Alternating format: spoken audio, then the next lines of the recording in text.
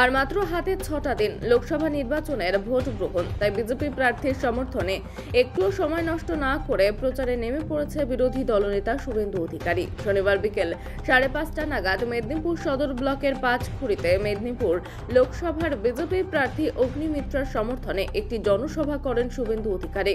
সেই জনসভা থেকে বেরিয়ে আসার পর সাংবাদিকদের মুখোমুখি হয়ে তিনি বলেন, ইমাম ভাতা দেওয়া হয় বলে ইমামরা মুসলিমদের হয়ে ভোটের আবেদন করতে পারেন। সনাতন ধর্ম রক্ষা করতে রামকৃষ্ণ মিশন ও ভারত সেবাশ্রম সংঘের সন্ন্যাসীরা হিন্দুদের হয়ে আবেদন করলে সমস্যা কোথায়? সভাতে মমতা ব্যানার্জি বলেছেন রামকৃষ্ণ মিশন এবং ভারত সেবাশ্রম সংঘের মহারাজদের ডাইরেক্ট পলিটিক্সে নামা উচিত। ইমামরা আবেদন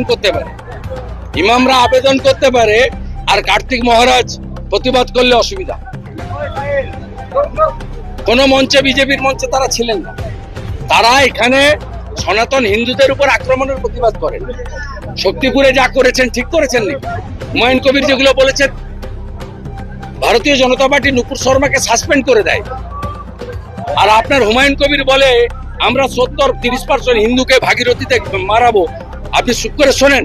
আপনার ইমাম অ্যাসোসিয়েশন আপিল করতে পারে, 2500 টাকা করে মাসে বেতন দেন। রামকৃষ্ণ মিশন, ভারত সেবাশ্রম সংঘের সন্ন্যাসীরা সনাতনীদের রক্ষা করার কথা বললে অপরাধ হয়ে যায়।